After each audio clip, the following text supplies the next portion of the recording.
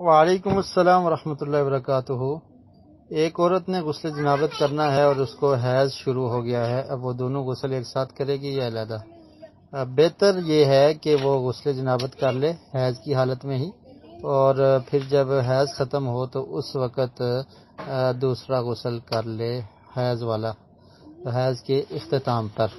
تو جو جنابت کا غسل ہے تو وہ پہلے کر لے، تو اس طرح یہ ہے کہ وہ تھوڑی جو طہارت میں پاکیزگی اور طہارت میں یعنی کم از کم ایک غسل جو ہے وہ ہو جائے گا۔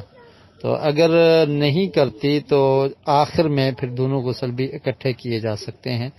جب جنابت اور حیض جمع ہو جائے تو جب وہ حیض سے فارغ ہوگی تو اس وقت ایک ہی غسل کرے گی دونوں کی نیت سے، یعنی نیت یہ ہوگی کہ میری جنابت کا بھی اور حیض کا بھی غسل ہے تو ایک ہی غسل کیا جائے گا۔